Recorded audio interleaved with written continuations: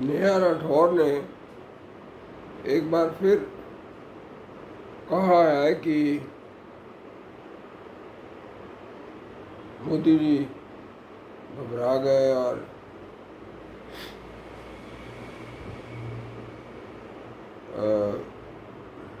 अब वो सिंदूर बांटने आ रहे हैं। तो ऐसा है कि पहले भी उन्होंने मजाक उड़ाया था, तो ये मजाक उड़ाना ठीक नहीं है, क्योंकि भारत इस समय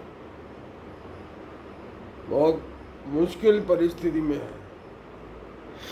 ये लड़ाई अभी बंद नहीं हुई है, अभी ख़त्म नहीं हुई है। इसलिए इस लड़ाई के दौरान उनको चाहिए कि भारत के लोगों का मनोबल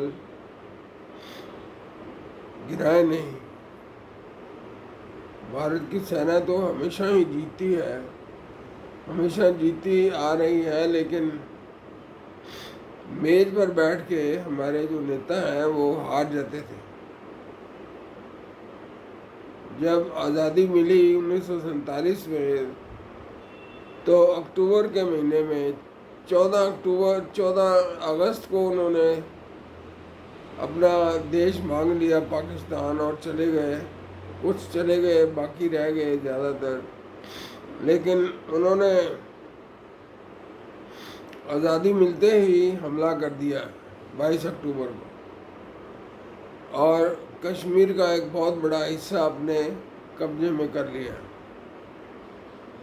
उनको पता शायद नहीं है कि महाराजा कश्मीर की जो सेना थी, उसके मुस्लिम सिपाहियों ने रात को सोए सोए हिंदू सिपाहियों को मार डाला।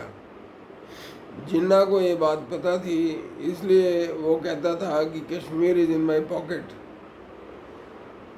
शेख अब्दुल्ला उनको मिलने गया तो वो काफ़ी देर बैठा रहा, लेकिन वो जिन्ना आया नहीं उनको मिलने के लिए। तो गुस्से में फिर वो आ गए और नेहरू ने उनको अरेस्ट कर लिया देशद्रोह के मामले में, और उनको कोडाई कैनाल भेज दिया। और इस तरह से जो है ना, जो ये जो गुत्थी थी ये उलझती गई। और इसी बीच वो नेहरू जी चले गए यूनाइटेड नेशंस ने कहा कि प्लेबिसाइड होगा, लेकिन पहले जो फौजें हैं वो अपने अपने ओरिजिनल स्थान पर जाएं जहाँ वो थी। पाकिस्तान ने अपनी फौजें जो कबायलियों के भेष में आई थी वो गई नहीं, और इन्होंने जो है वो होने नहीं दिया। यूनाइटेड नेशंस की जो बात थी उसको पूरा होने नहीं दिया। और अब जो है, अब भी उन्होंने शिमला समझौते को तोड़ा है।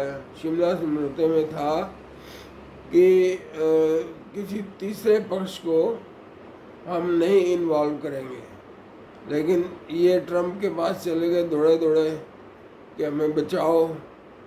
तो हो सकता है उसने कुछ किया हो, लेकिन भारतीय नेताओं ने कहा कि हमने ट्रम्प की बात जो है ना हमने नहीं मानी। वो तो पाकिस्तान के DGMO का फ़ोन आया था, तो हमने उनसे डायरेक्ट बात की, उन्होंने सीज़ फायर के लिए कहा और हम मान गए। तो ये तो बात सही है कि शिमला समझौते के अंतर्गत ही बात भारत ने की है, लेकिन पाकिस्तान ने फिर तोड़ा है शिमला समझौता।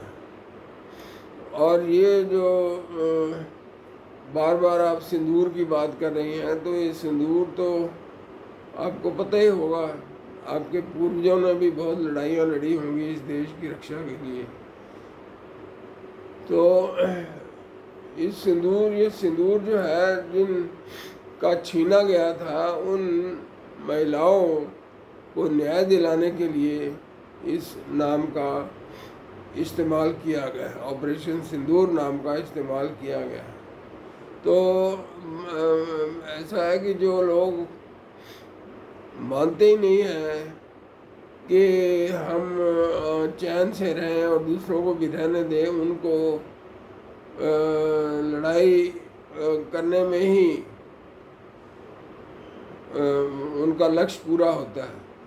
कई साल हो गए, भुट्टो ने कहा था हम 1000 साल तक लड़ाई लड़ेंगे, और ये जो आया है जनरल और जो फील्ड मार्शल बन गया है, वो भी कहता है कि हम जो है ना लड़ाई लड़ेंगे, हम ये करेंगे वो करेंगे। इसका इस देश का मकसद ही केवल लड़ना है। और जो पाश्चात्य लोग जो है, पाश्चात्य देश जो है, पश्चिम के देश में उनको इसलिए सपोर्ट कर रहे हैं क्योंकि वो चाहते हैं कि भारत के ऊपर कोई ना कोई दबाव बना रहे, कोई ना कोई ऐसा देश हो जिसका हम इस्तेमाल कर सकें और भारत को परेशान कर सकें। इसलिए जो वो बार बार कह रही हैं कि सिंदूर आएंगे देने और ये करना और वो करना, तो ज़रा थोड़ा सा सोच समझ के बोले तो ज़्यादा अच्छा है। उनका जो सुंदर गाना है, वो मीठी आवाज़ जो है वो ज़्यादा अच्छी मीठी लगेगी अगर वो सही तरीके से गाएं, सही बात को गाएं। धन्यवाद।